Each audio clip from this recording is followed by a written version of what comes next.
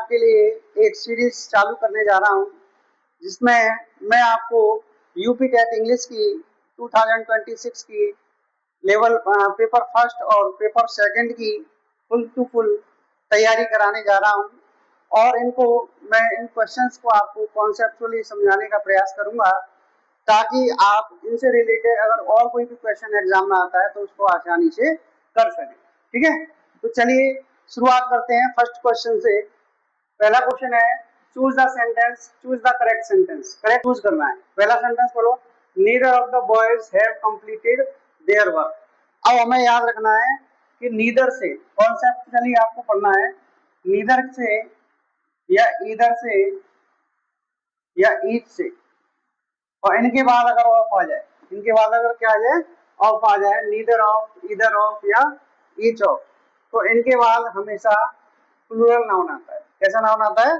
Plural noun. Neither of the two books, either of the two books, each of the four pens, इस तरीके से। तो इसके साथ प्लूरल नाउन आता है और जो वर्ब लगती है वो अकॉर्डिंग टू दिस डिटरमिनर्स लगता है। ठीक है, जो भी वर्ब लगाएंगे आप नीदर के अकॉर्डिंग, ईदर के अकॉर्डिंग और ईच के अकॉर्डिंग लगाएंगे, और ये तीनों वर्ड्स आपके सिंगुलर रहते हैं। तो जब नाउन आपका सिंगुलर है, सब्जेक्ट आपका सिंगुलर है, ये आपका सब्जेक्ट हो गया, सब्जेक्ट सिंगुलर है, तो वर्ब भी आपकी कैसी रहेगी? सिंगुलर रहेगी। कैसी रहेगी? सिंगुलर। तो कॉन्सेप्ट बनकर तैयार हुआ कि नीदर के साथ, ईदर के साथ, ईच के साथ अगर ऑफ लगा हो, अगर क्या लगा हो? ऑफ लगा हो, तो नाउन प्लूरल आएगा लेकिन वर्ब कैसी आएगी? सिंगुलर आएगी। अब देखो यहाँ पर तो सिंगुलर वर्ब है नहीं, ये आपका गलत हो गया। थर्ड वाला ये भी आपका गलत हो गया, इसमें भी सिंगुलर वर्ब नहीं है। अब बचा आपके पास बी और डी। अब बी और डी में देखो यहाँ पर आ रहा है हिज वर्ब। अब नीदर क्या था? सिंगुलर था, सिंगुलर था तो वर्ब भी सिंगुलर आई, और इसके साथ जो पोजीशन लिखेंगे आप, हिज और जो भी लिखेंगे वो सिंगुलर लिखना पड़ेगा आपको। तो यहाँ पर हिज वर्क सही है और देयर वर्क आपका गलत हो गया। तो option B is the right answer. Is that clear? चलिए दूसरा क्वेश्चन समझते हैं। फिल इन द ब्लैंक्स है, scarcely had the train arrived. मुश्किल से ट्रेन आई ही थी। दो शब्द होते हैं, आपको समझने पड़ेंगे। एक होता है स्कार्सली, ठीक है, और एक होता है हार्डली। ये दो शब्द होते हैं, ये दोनों ही कंजक्शन होते हैं। स्कार्सली और हार्डली दोनों के साथ जो पेयर बनता है दूसरे कंजक्शन का, वो होता है व्हेन। क्या होता है? व्हेन। एक और आपका आता है नो सूनर, ये भी आपको याद रखना है। नो सूनर के साथ जो पेयर बनता है कंजक्शन का, वो होता है देन। वो क्या होता है? देन। तो ये छोटी छोटी बातें हमें ध्यान रखनी है। स्कार्सली के साथ पेयर बनेगा व्हेन का, हार्डली के साथ पेयर बनेगा व्हेन का, और नो सूनर के साथ पेयर बनेगा देन का। ठीक है, तो यहाँ पर हमें पता लगाना है कि फिल इन द ब्लैंक्स में क्या आएगा, यानी यहाँ पर कौन सा कंजक्शन लिखा जाएगा। तो यहाँ पर लिखा हुआ है स्कार्सली। स्कार्सली हो, हार्डली हो, रेयरली हो, तो इनके साथ कंजक्शन क्या आता है? व्हेन आता है। तो आपका राइट ऑप्शन हो जाएगा ऑप्शन नंबर बी। क्या हो जाएगा? Option number B is the right answer. Clear? चलिए थर्ड वाला क्वेश्चन देखते हैं। Identify the part of speech of the underline word. इसमें अंडरलाइन नहीं हो पाया है, ये आपका अंडरलाइन एक्सट्रीमली। ठीक है, एक्सट्रीमली का आपको पार्ट ऑफ स्पीच बताना है। तो देखिए क्या हुआ एक्सट्रीमली का पार्ट ऑफ स्पीच। मैं पूरा सेंटेंस यहाँ लिख देता हूँ।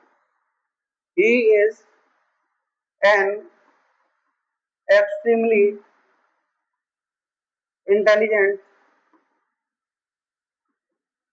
बॉय। ठीक है, ही आपका पार्ट ऑफ स्पीच क्या है? प्रोनाउन है। इज आपकी वर्ब है, एन द आपके आर्टिकल है। अच्छा, बॉय, बॉय आपका क्या है? नाउन है।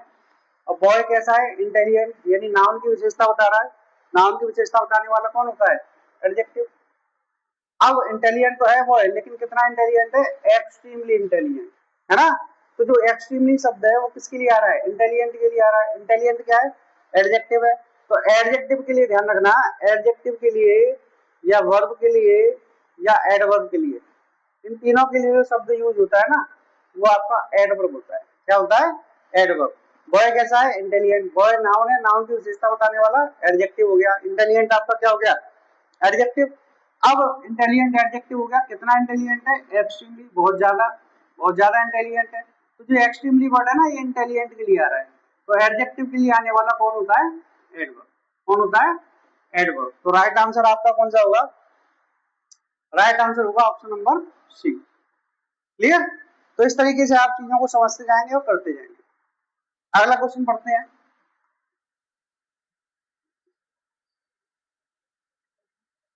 अगला क्वेश्चन है 4 वाला, पढ़िए। Choose the correct passive voice. इसका हमें पैसिव वॉइस बनाना है। पहला सेंटेंस है they made him captain of the team. They made him captain of the team. They आपका क्या है? सब्जेक्ट है, मेड आपकी वर्ब है, हिम आपका ऑब्जेक्ट है, और ये जो पूरा दिया हुआ है ना कैप्टन ऑफ द टीम, ये इस ऑब्जेक्ट का कंप्लीमेंट है। इसको इंग्लिश में बोलते हैं ऑब्जेक्टिव कंप्लीमेंट। क्या बोलते हैं? Objective complement. ये ऑब्जेक्ट को पूरा करने के लिए आता है। अच्छा, इसकी पहचान क्या होती है? इसकी पहचान ये होती है कि ये जो ऑब्जेक्ट है ना और ये जो शब्द है जो कंप्लीमेंट बन गया है ऑब्जेक्ट का, ये दोनों इक्वल होंगे। कैसे होंगे? इक्वल। जैसे मैं लिख दूं he made her monitor of the class. Of the class basic से समझना आराम से, धीरे धीरे। He made her monitor of the class। तो मॉनिटर ऑफ द क्लास जो लड़की है और जो हर है वो दोनों एक ही लड़कियां हैं ना, यानी जो क्लास की मॉनिटर है और जो हर है जो लड़की है वो दोनों एक है। दोनों एक है ना, तो ये आपकी पहचान है कि ये जो आगे का शब्द होगा वो तो ऑब्जेक्ट होगा और ये इसी का सब्स्टिट्यूट है, इसी का विकल्प है, तो इसको हम बोलेंगे ऑब्जेक्टिव कंप्लीमेंट।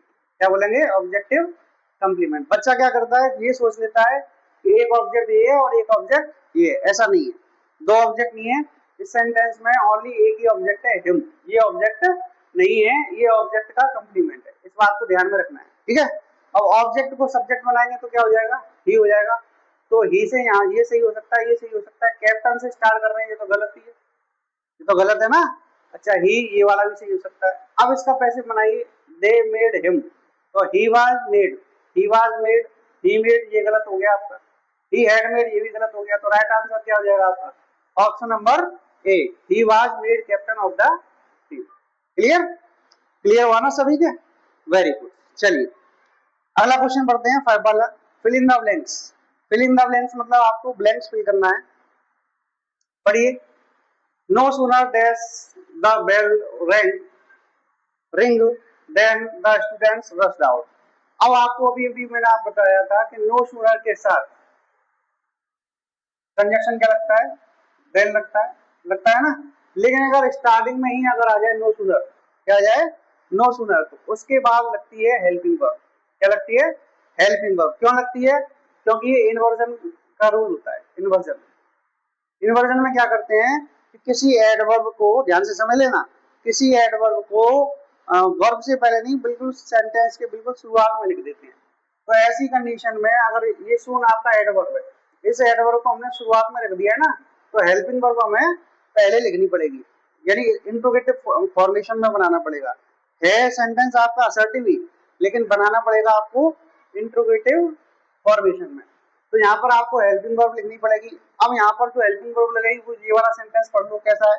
पास्ट इंडेफिनिट है ना, तो पास्ट इंडेफिनिट की जो हेल्पिंग वर्ब होती है वो क्या होती है? डिड होती है। तो यहाँ पर बनना पड़ेगा आपको did. Clear?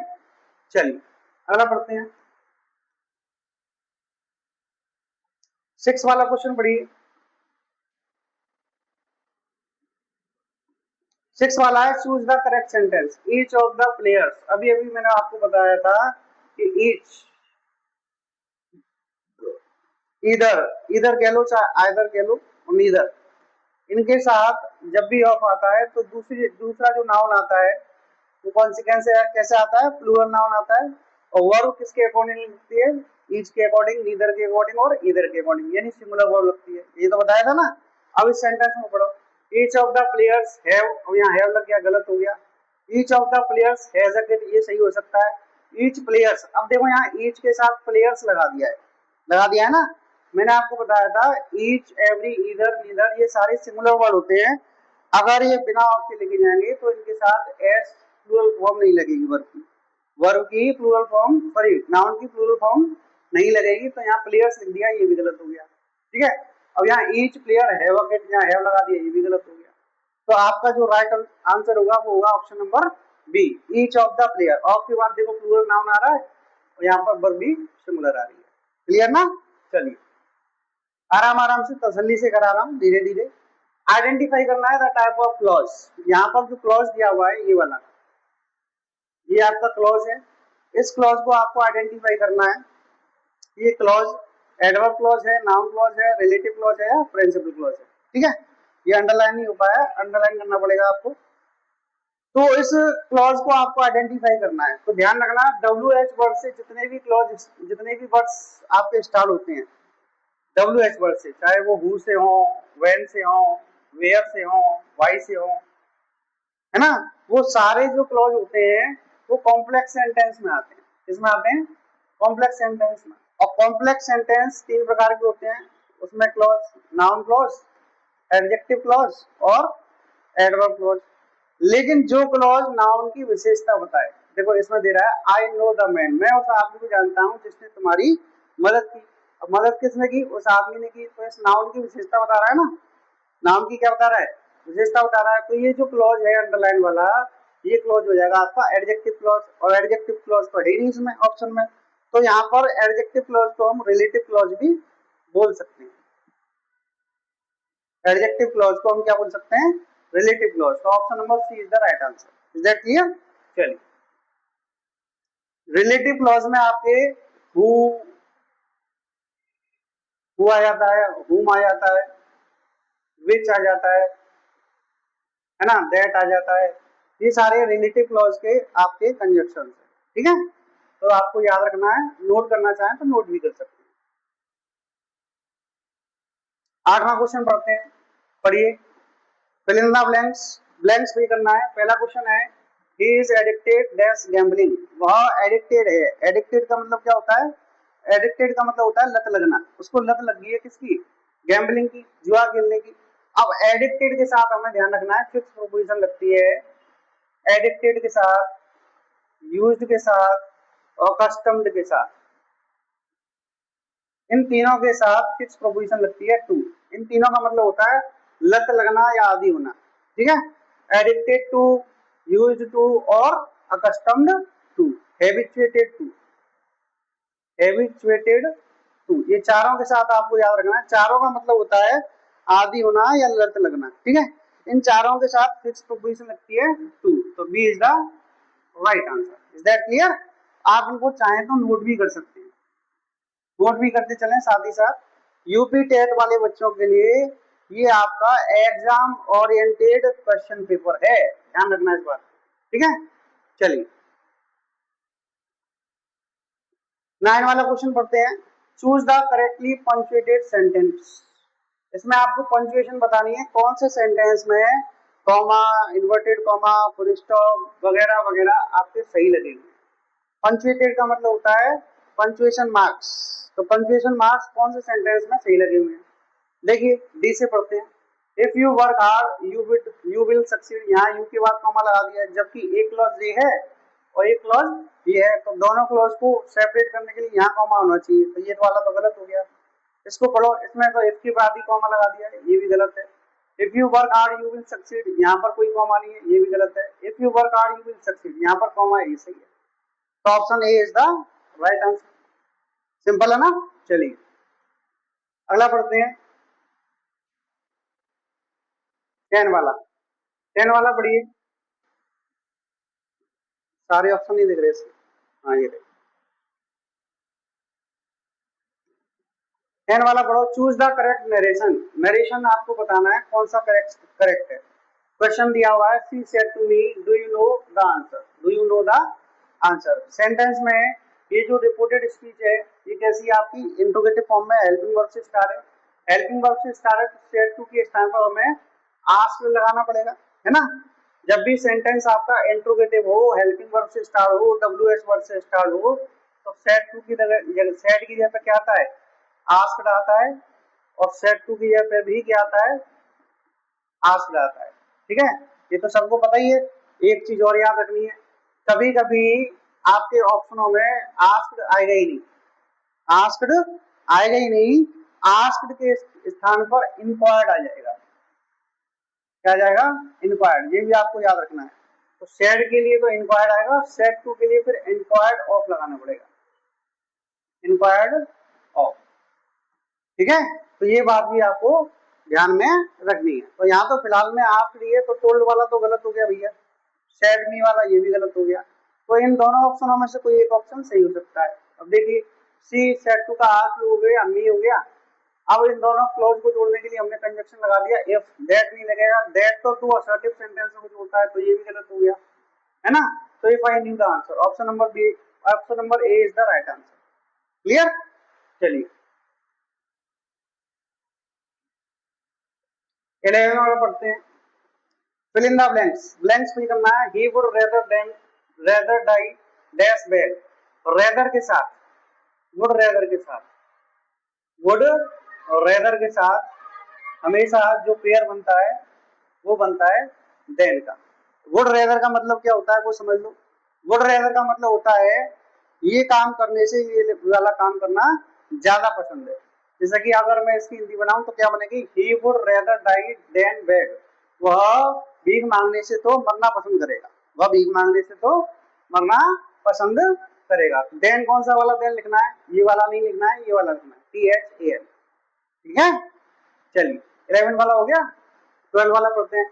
Identify the sentence type, sentence का टाइप बताना है। ये सेंटेंस जो दिया हुआ है, please lend me your notebook, ये सेंटेंस कौन सा है। अब इस सेंटेंस में पढ़ो, please lend me your notebook, कृपया अपनी नोटबुक मुझे उधार दे दीजिए। तो यहाँ पर रिक्वेस्ट की जा रही है, क्या की जा रही है, रिक्वेस्ट की जा रही है, और सब्जेक्ट मेंशन नहीं है। He, she, Ram, they, you, we, कोई सब्जेक्ट मेंशन नहीं है। अगर सब्जेक्ट ना हो, वर्ब से स्टार्टिंग हो रही हो सेंटेंस की, और उसमें रिक्वेस्ट का, ऑर्डर का, एडवाइस का, सजेशन का भाव हो, तो ऐसा सेंटेंस कहलाता है आपका इंपरेटिव सेंटेंस। जैसे अगर मैं लिख दूं गो देयर, देखो मैं दो सेंटेंस दे रहा हूं आपको, Ram they go there, they go there, Ram go there. बताइए, बताइए सभी बच्चे, दोनों सेंटेंस का टाइप क्या होगा, they go there, Ram go there. देखिए पहला सेंटेंस है, इसमें आपका सब्जेक्ट है, ये वर्ब है, और ये आपका एडवर्ब है, तो ये आपका असर्टिव सेंटेंस हुआ। कैसा हुआ, असर्टिव सेंटेंस, क्योंकि आपका इसमें सब्जेक्ट मेंशन है।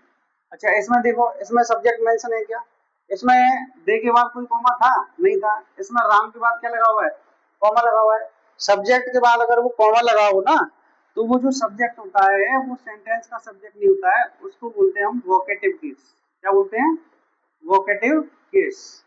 हिंदी में इसको कहते हैं संबोधन कारक, संबोधन कारक, संबोध करके जिसको कहा जाए। जैसे कि किसी लड़के का नाम है मोहन, मैंने कहा मोहन कम हियर, मोहन यहाँ आओ, तो वे मोहन नाम लेकर उसको संबोधित कर रहा हूँ।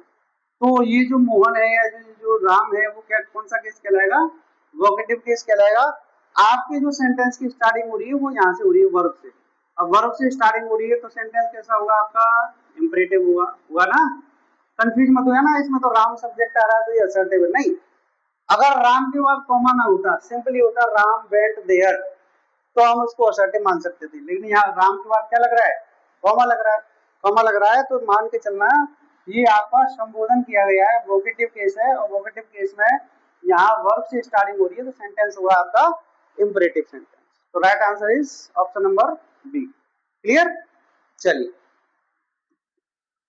अगला पढ़ते हैं। हाँ कहाँ पहुंच गए, 12 वाला हो गया ना, चलिए 13 वाला लिखते हैं। Choose the correct degree transformation, degree बनानी है आपको, डिग्री चेंज करनी है। डिग्री सभी को पता होगा, सभी बच्चों को 3 प्रकार की होती है, पॉजिटिव डिग्री,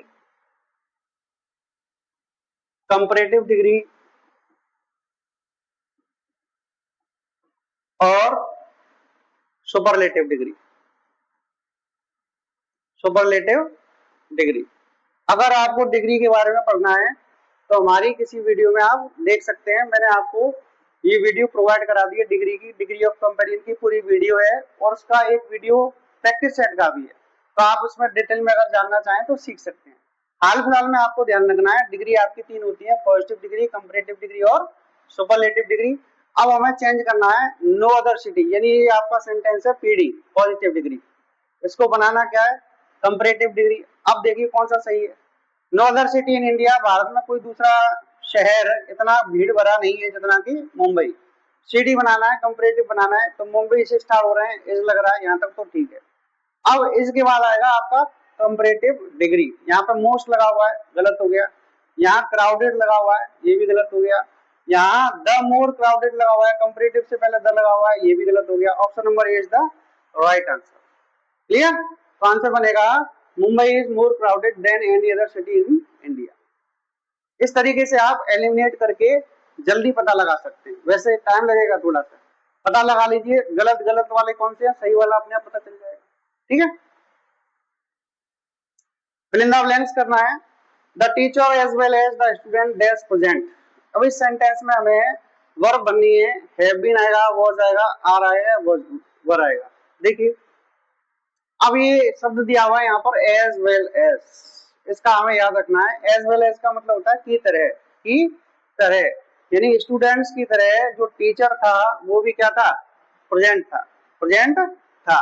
तो इसमें अब आप सोच रहे होंगे एक सब्जेक्ट ये है और एक सब्जेक्ट ये है, ऐसा नहीं है, ये मेन सब्जेक्ट है और ये उसके साथ वाला आने वाला सब्जेक्ट है, लेकिन रियल सब्जेक्ट जो इस सेंटेंस में है वो टीचर ही है। ये प्रेपोजिशनल फ्रेज है as well as, as well as आपकी क्या है प्रेपोजिशनल फ्रेज, और प्रेपोजिशनल फ्रेज के बाद इसका ऑब्जेक्ट आता है, ये क्या है इसका ऑब्जेक्ट, और वर्ब लगाई, वो वर्ब लगाई सब्जेक्ट के अकॉर्डिंग, सब्जेक्ट है टीचर। अब टीचर के साथ वर आ सकता है नहीं आ सकता है, आर आ सकता है नहीं आ सकता है, हैव बीन आ सकता है नहीं आ सकता है, तो option number C is the right answer. Is that clear? चलिए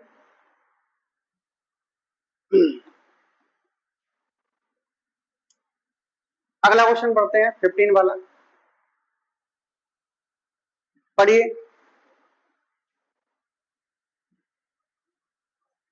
15 वाला क्वेश्चन पढ़िए। 15 वाला क्वेश्चन है choose the correct article, article choose करना है भैया, ए आएगा, एन आएगा, द आएगा, या कोई आर्टिकल नहीं आएगा।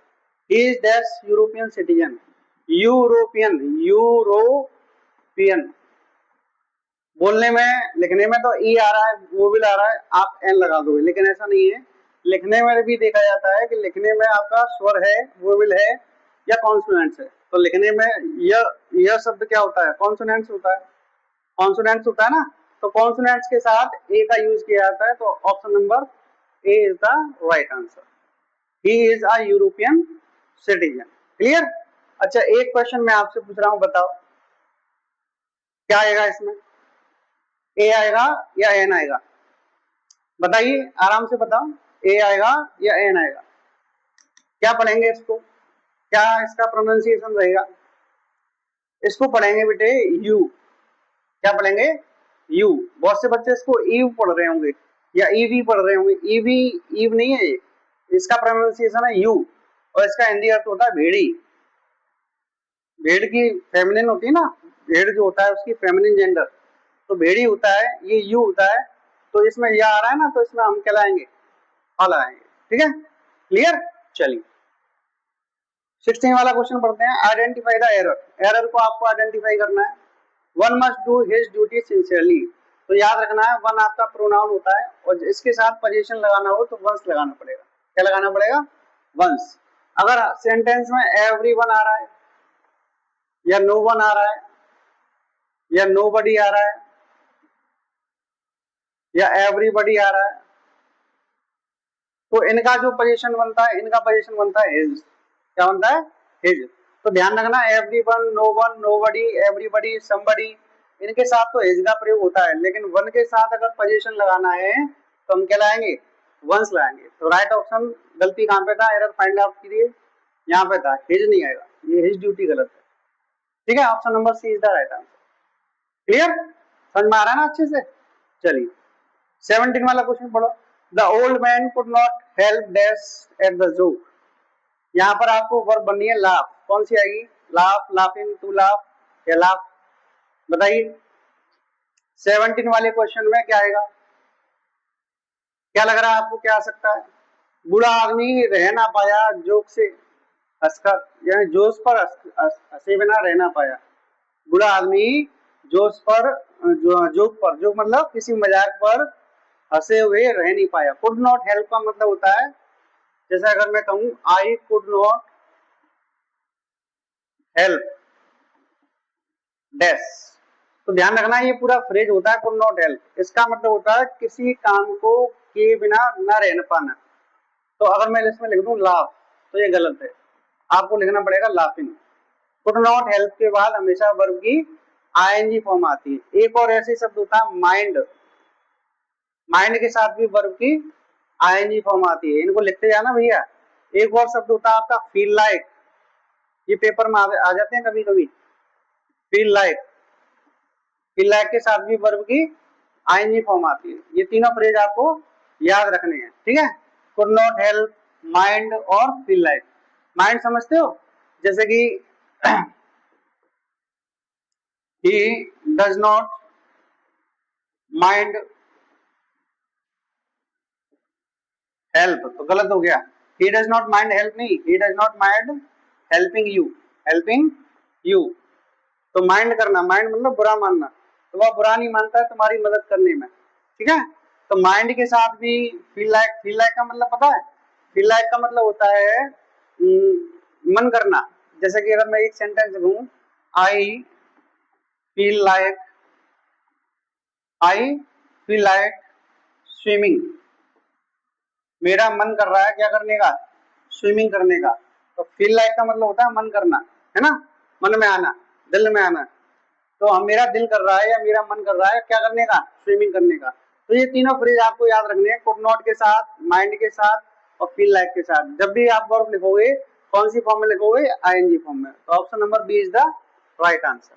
क्लियर, चलिए अगला पढ़ते हैं। अगला क्वेश्चन है, choose the correct, choose the correct synonym of reluctant. Reluctant का मतलब क्या होता है, रेलिप्टेंट का मतलब होता है नॉट विलिंग, नॉट विलिंग मतलब इच्छुक ना होना, इच्छुक ना होना। तो देखिए कौन सा शब्द हो सकता है इसका सिनोनियम, विलिंग तो हो नहीं सकता, ये तो इसका अपोजिट हो गया। चीयरफुल तो खुश हो गया, ये हो नहीं सकता। ब्रेव बहादुर हो गया। हेजिटेंट हो सकता है, हेजिटेंट का मतलब थोड़ा सा हिचकिचाते हुए रहना या थोड़ा सा अनिच्छुक रहना, ठीक है। 19 वाला देखते हैं, एंटोनियम बताना है एक्सपेंड का। एक्सपेंड का मतलब होता है विस्तृत या फैला हुआ, फैलना, फैलाना या फैलना भी कह सकते हो आप, एक्सपेंड करना। और फैलना का एंटोनियम बताना है, स्ट्रेच तो फैलना ही हो जाएगा, ब्रॉडन मतलब भी विस्तृत करना, सिनोनिम हो जाएगा इसका। इंक्रीज बढ़ाना, विस्तृत करना एक ही बात हो जाएगी। कॉन्ट्रैक्ट, कॉन्ट्रैक्ट का मतलब होता है सिकोड़ना। तो कोई चीज हमने एक्सपेंड कर दी और कोई चीज हमने सिकोड़ दी, तो एक कॉन्ट्रैक्ट इसका एंटोनियम हो जाएगा। 20 वाला क्वेश्चन पढ़ते हैं, फिल इन द ब्लैंक्स बताना। Had I known the truth, non कौन सी फॉर्म है, नॉन है वर्ब की थर्ड फॉर्म, वर्ब की थर्ड फॉर्म। ये सेंटेंस है आपका कंडीशनल सेंटेंस। कंडीशनल सेंटेंस में अगर हेड लगा हो, ये हेड लगा हुआ है देखो यहाँ पर, और ये वर्ब की थर्ड फॉर्म लगी हुई है। तो अगर हेड लगा हो, हेड लगा हो और वर्ब की थर्ड फॉर्म लगी हो, तो दूसरा क्लॉज बनता है ना, वो वुड है, वुड है प्लस V3 में लगता है, वुड है प्लस V3 में, ये आपको ध्यान रखना है। अगर इफ वाले क्लॉज में हेड प्लस V3 दिया हुआ है पहले क्लॉज में, तो दूसरा क्लॉज आपका आएगा वुड है प्लस V3 में। तो राइट ऑप्शन कौन सा होगा आपका, would have helped him, option number A. Clear, चलिए अगला क्वेश्चन पढ़ते हैं 21 वाला। Choose the correct transformation, correct transformation बताना है। He is too weak to walk, बहुत सिंपल है, he is too weak to walk. क्या मतलब है, टू का मतलब होता है जरूरत से ज्यादा, मोर देन रिक्वायर्ड।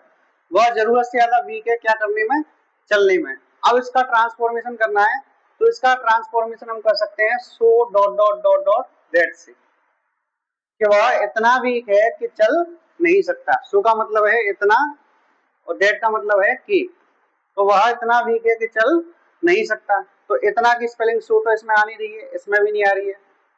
इसमें कह रहा है ए और सी, ए और सी तो कट ही गया, तो ये भी हट गया। ऑप्शन क्या होगा आपका right, option number A is the right answer. He is so weak that he can not walk.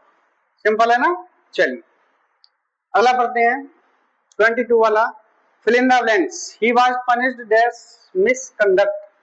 His misconduct. punished के साथ उसे पनिश किया गया। क्यों पनिश किया गया? क्योंकि उसने मिसकंडक्ट माने अच्छा व्यवहार नहीं किया था। तो जो रीजन होता है ना, रीजन के लिए हमेशा प्रेपोजिशन फॉर लगता है। क्या लगता है? फॉर लगता है। तो उसे पनिश किया गया। वाई? क्यों पनिश किया गया? क्योंकि उसने मिसकंडक्ट किया, बुरा व्यवहार किया। तो आप इसमें प्रोपोजिशन लगाएंगे फॉर। क्लियर? चलिए 23 वाला क्वेश्चन पढ़ते हैं। Identify mood of the sentence may you live long. कौन सा सेंटेंस है, पढ़ के बताइए। May you live long. May से ज्यादातर सेंटेंसेस जो स्टार्ट होते हैं वो आपके दो सेंटेंस बन सकते हैं। या तो मे से स्टार्ट होने वाला सेंटेंस इंट्रोगेटिव होगा, ध्यान से समझ लेना, या मे से स्टार्ट होने वाला सेंटेंस ऑप्टेटिव होगा। पहचान कैसे करेंगे? मैं आपको दो एग्जांपल दे देता हूं, पहचान लेना। जैसे मैंने कहा may you pass the exam, may you pass the exam, ठीक है। और दूसरा मैंने लिखा may I sit here, sit here. अब पढ़िए और अपने आप पता लगाइए कौन सा सेंटेंस मे वाला इंट्रोगेटिव है और कौन सा सेंटेंस ऑप्टेटिव है। अगर ऑप्टेटिव होगा तो उसमें विश की जा रही होगी, बद्दुआ दी जा रही होगी, आशीर्वाद दिया जा रहा होगा, शुभकामना दी जा रही होगी। और अगर इंट्रोगेटिव हुआ तो उसमें प्रश्न पूछा जा रहा होगा। सिंपल सी बात है। अब पहला सेंटेंस पढ़िए, आप एग्जाम में पास हो जाओ, ब्लेस दी जा रही है ना, आशीर्वाद दिया जा रहा है। तो आशीर्वाद दिया जा रहा है, सेंटेंस कैसा हो गया आपका? ऑप्टेटिव। दूसरा पढ़िए, मे आई सिट हियर, क्या मैं यहाँ बैठ सकता हूँ। यहाँ मे मॉडल है, यहाँ पर मे क्या है? मॉडल है। और सेंटेंस में पीछे क्वेश्चन मार्क भी लगा हुआ है, तो एक सेंटेंस कौन सा आ जाएगा आपका? इंट्रोगेटिव। क्लियर ना? अब इसको पढ़िए, कहाँ गया जरा। मे यू लिव लॉन्ग, तुम लंबी आयु जियो, आशीर्वाद है तुम लंबी आयु दीर्घायु हो। सेंटेंस कौन सा हो जाएगा आपका? Imperative. Option number B is the right answer. 24 पढ़ते हैं, choose the correct sentence. Correct sentence choose करना है। न्यूज, न्यूज देखने में लगता है कि प्लूरल है, लेकिन ध्यान रखना न्यूज आपका सिंगुलर नाउन होता है और वर्ब भी इसके साथ कैसी आती है? सिंगुलर ही आती है। ये बात आपको क्या रखनी है? याद रखनी है। तो न्यूज के साथ आर लगा हुआ है, गलत है। ये सही हो सकता है, ये वर्ब गलत है, ये हैव गलत है। तो राइट आंसर कौन सा हो जाएगा? Option number B. चलिए आगे बढ़ते हैं। 25, 26, 27, 28, 29, 30। चलिए 5 क्वेश्चन और हैं। 25 वाला देखते हैं। fill in the blanks. She objected dash my proposal. Objected का मतलब होता है विरोध करना, ऑब्जेक्ट, ठीक है। ऑब्जेक्ट के साथ फिक्स प्रोपोजिशन आता है टू। और एक बात और ध्यान रखना, अगर इसके बाद कोई नाउन आ रहा है तो वो तो लिख ही दिया जाएगा। अगर वो वर्ब आ रही है ना तो वो आईएनजी फॉर्म में लिखी जाएगी। ये भी ध्यान रखना है, पेपर में पूछा जा सकता है। जैसे कि मैंने कहा he objected to go there, to go there, उसने वहां जाने का विरोध किया। बताइए सेंटेंस सही है गलत है? he objected to go there, बताइए सेंटेंस सही है या गलत है? गलत है। क्यों गलत है? तो ऑब्जेक्टेड के साथ फिक्स प्रोपोजिशन टू आती है, टू प्रोपोजिशन है। प्रोपोजिशन के साथ जब भी वर्ब लिखी जाएगी कौन सी फॉर्म में लिखी जाएगी? आईएनजी फॉर्म में। तो आपको गो को हटाना पड़ेगा, गो की जगह पर क्या लिखना पड़ेगा? Going there, going there. अगर कोई नाउन आ रहा है तो उसमें आईएनजी नहीं लगेगा। जैसे कि इस सेंटेंस में माय प्रपोजल नाउन है तो यहाँ पे टू लगा दो, माय प्रपोजल लिख दो, राइट आंसर। ठीक है, समझ में आ रहा है ना अच्छे से? चलिए 26 पढ़ते हैं। Choose the correct question tag. Question tag जानते हो आप? क्वेश्चन टैग मतलब जो कंफर्मेशन के लिए दिया जाता है। जैसा कि मैं कहूं Ram is a good boy, Ram is a good boy, Ram एक अच्छा लड़का है, क्या नहीं है? राम एक अच्छा लड़का है, क्या नहीं है? मतलब कंफर्मेशन मांग रहा हूँ आपसे, तो उसके लिए क्वेश्चन टैग बनेगा। अगर सेंटेंस पॉजिटिव है तो क्वेश्चन टैग नेगेटिव बनता है, अगर सेंटेंस अफर्मेटिव नेगेटिव है तो क्वेश्चन टैग पॉजिटिव बनता है। और ये सेंटेंस आपका कैसा है? पॉजिटिव है, अफर्मेटिव है, तो क्वेश्चन टैग इसका नेगेटिव बनेगा, इजंट। अब यहाँ पे जो नाउन है उसकी जगह पे लिखना पड़ेगा आपको प्रोनाउन, तो इजंट ही, इजंट ही। बात समझ में आ रही है ना? जैसे अगर मैं लिख दूं you have not bought this house, तुमने इस घर को नहीं खरीदा है, तो क्वेश्चन टैग बनेगा क्या खरीदा है, क्या खरीदा है। अब सेंटेंस आपका नेगेटिव है तो क्वेश्चन टैग आपका पॉजिटिव बनेगा, है, और जो पीछे प्रोनाउन है आगे प्रोनाउन है उसको लिख लो, ठीक है। अब इसका बनाना लेटेस्ट का, लेटेस्ट वाले का हमें अलग से थोड़ा सा याद रखना पड़ेगा कि लेटेस्ट वाले का जो क्वेश्चन टैग बनता है उसमें अस का वी नहीं लिखेंगे, हम वी तो लिखेंगे, लेकिन ये जो सेंटेंस है ये सजेशन शो करा रहा है, क्या शो करा रहा है, सजेशन शो करा रहा है। तो इसका जो लेटेस्ट वाले का जो क्वेश्चन टैग बनता है वो सेल से बनता है, किससे, सेल से। एक बात और याद रखनी है, अगर ये पॉजिटिव है तो भी सेल आएगा, नेगेटिव है तो भी सेल आएगा, सेलंट या शांत भी नहीं हुआ, क्लियर। चलिए 27 वाला पढ़ते हैं। Identify figure of speech, identify करना है। Time and tide wait for none, समय और लहरें किसी का इंतजार नहीं करती। अब इंतजार करने का काम कौन करता है, व्यक्ति करता है, पर्सन करता है। यहाँ पर इंतजार कौन कर रहा है, समय कर रहा है। तो इन दोनों शब्दों को ना पर्सोनिफाई कर दिया गया है, क्या कर दिया गया है, इसका मानवीकरण। आपने अगर फिगर ऑफ स्पीच पढ़े हो तो इसमें मानवीकरण कर दिया गया है। जैसे मैंने कहा लाई हैज नो लेग्स, क्या मतलब है इसका, झूठ के पैर नहीं होते, झूठ के पैर बोलते हैं ना, झूठ के पैर नहीं होते हैं, कभी ना कभी तो पकड़ ही जाता है, तो झूठ के पैर नहीं होते। जैसे अगर मैं बोल दूं anxiety is sitting on her face, on her, चिंता उसके मस्तिष्क पर बैठी हुई है, उसके चेहरे पर बैठी हुई है। अब बैठने का काम तो कोई लिविंग चीज करती है, तो जब कोई नॉन लिविंग चीज लिविंग चीज की तरह परफॉर्म करती है ना या काम करती है, तो उस सेंटेंस में जो नॉन लिविंग चीज होती है उसको पर्सोनिफाई कर दिया जाता है, और जो फिगर ऑफ स्पीच बनता है वो क्या बनता है, पर्सोनिफिकेशन, क्लियर। तो राइट ऑप्शन होगा आपका ऑप्शन नंबर बी। आगे बढ़ते हैं, 27 हो गया, 28, 29, 30 तीनों देख लेते हैं एक साथ, ठीक है।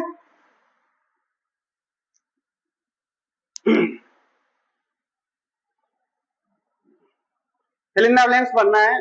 The child was trembling, trembling देखिए कांपना की ना दो स्पेलिंग होती है, एक होती है ट्रेम्बल और एक होती है शिवर। शिवर लगता है ठंड से कांपने के लिए और ट्रेम्बल लगता है डर से कांपने के लिए। तो यहाँ पर डर से कांप रहा है तो ट्रेम्बल लगाया, ये तो सही है।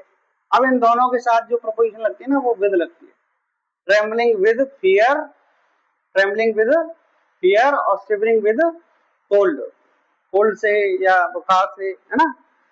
तो अगर कोई व्यक्ति ठंड से कांप रहा है, बुखार से कांप रहा है तो हम लगाएंगे शिवरिंग, डर से कांप रहा है तो लगाएंगे ट्रेम्बलिंग। तो ट्रेम्बलिंग के साथ फिक्स प्रोपोजिशन क्या लगती है, विद लगती है। Option number A is the right answer, ठीक है। 29 वाला पढ़ते हैं। इफ आई वर रिच, यदि मैं धनी होता, यदि मैं धनी होता। अब आप सोच रहे होंगे सर आई के साथ तो वॉज लगता है, आई वॉज अ डॉक्टर, ऐसे तो बोलते हैं कि आई वॉज अ डॉक्टर बोलते हैं, तो आई के साथ तो वॉज लगता है, वर्क लगा है। यहाँ पे इमेजिन किया जा रहा है कि मैं अगर धनी होता तो, धनी है नहीं वो, या धनी था भी नहीं वो, धनी होता मतलब ना है ना था, ना है ना था, केवल यहाँ पर कल्पना की जा रही है। अगर किसी कंडीशनल सेंटेंस में केवल इमेजिन किया जाए तो सब्जेक्ट आपका आई हो, ही हो, यू हो, सी हो, कोई भी सब्जेक्ट हो, वर्ब आपको वर ही लगानी पड़ेगी, वाज, इज, आर, एम नहीं लगा सकते, ठीक है। कब नहीं लगा सकते, जब उसमें पूरी कल्पना की जा रही है, पूरी कल्पना, ठीक है। और उसके दूसरा जो क्लॉज बनेगा इधर, ये वाला जो क्लॉज बनना है ये बनेगा वुड प्लस V1 में, ये भी आपको याद रखना है, वुड प्लस V1 में। तो राइट ऑप्शन हो जाएगा if I were rich I would help the poor, would आएगा, B, B is the right answer. 13 वाला पढ़ते हैं, 30 वाला करेक्ट सेंटेंस पता लगाना है। हार्डली, हार्डली इसका असली मैंने आपको बताया था ना एडवर्ब होते हैं, और ये अगर पहले आ जाए तो उनके साथ हेल्पिंग वर्ब आती है। देखो यहाँ तो हेल्पिंग वर्ब आ रही है, यहाँ नहीं आ रही है, यहाँ भी आ रही है, यहाँ भी आ रही है। आगे पढ़ते हैं तो देखिए बी तो कट गया, बी तो कट गया क्योंकि हार्डली के बाद हेल्पिंग वर्ब नहीं है। अब had he reached the station when, अब हार्डली स्कार्फली के साथ वैन होता है जोड़ा, वैन इसमें तो आ रहा है, इसमें नहीं आ रहा, देन इसमें भी देन आ रहा है, तो राइट ऑप्शन कौन सा हो जाएगा? ऑप्शन नंबर ए।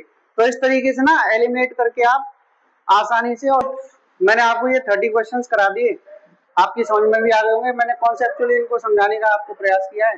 वीडियो अच्छी लगी हो तो लाइक कीजिए और चैनल को सब्सक्राइब करिए। आज के लिए केवल इतना ही, फिर मिलते हैं। टेस्ट सीरीज मैंने इसकी शुरू कर दी है, मैं आपको इस तरीके से प्रैक्टिस सेट कराता जाऊंगा, बहुत सारे प्रैक्टिस सेट आपको यूपी टेट के कराऊंगा। तो आज के लिए केवल इतना ही, फिर मिलते हैं अगली वीडियो के साथ।